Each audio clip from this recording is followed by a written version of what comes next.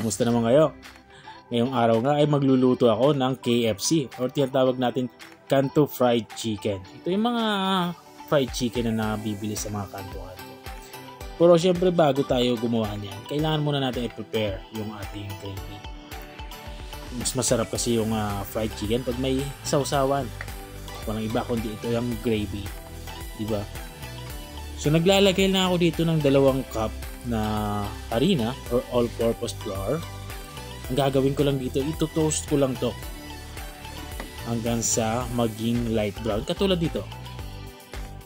Kasi yung gusto nating i-achieve ay ang kulay ng gravy ng Jollibee. Kahit hindi na yung lasa, mahirap yun, di ba? May mga sikreto silang mga ingredients na nilalagay doon. Kaya hindi na talaga natin ma-achieve yun.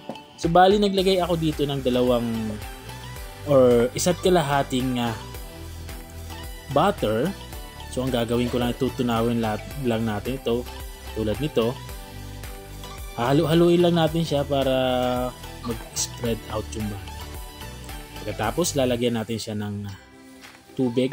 Ang paglalagay na naman ng tubig ay kailangan dahan-dahan mo lang siyang inumus. Kasi bubuo-buo yan, so mahihirapan kang maghalo ng tubig dun sa ating harina. So ang technique dyan ay kailangan mong dahan-dahan lang siya. Katulad niya. Paunti-unti lang ba yung pagbuhos. Hanggang sa ma-achieve mo yung consistency na gusto mo. Ang gusto kasi natin sa gravy, yung hindi ganun katubig at hindi naman ganun kalapot.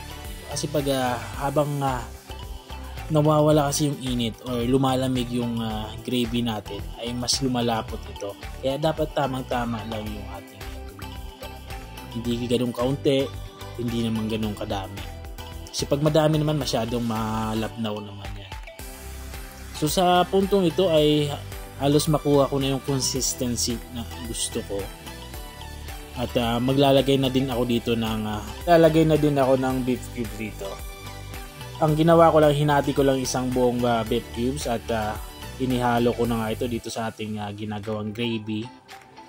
At syempre ilalasahan muna natin tatantyahin natin kung pwede na ba or okay na sa ating panlasa. Maglalagay na din ako dito ng powdered na black pepper. Yan.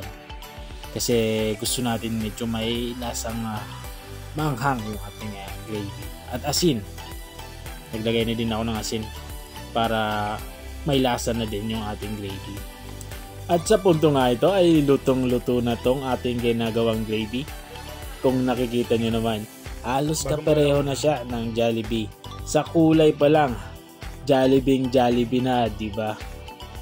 At syempre sa lasa, hindi naman magkakalayo. Jollibee pa rin. So kung nakaabot ka sa punto ng video ito ay baka naman pwede mong i-comment kung taga saan ka. Para alam ko kung mga taga saan yung mga nagpa-follow sa akin. Salamat sa panunod. Hanggang sa muli, bye-bye!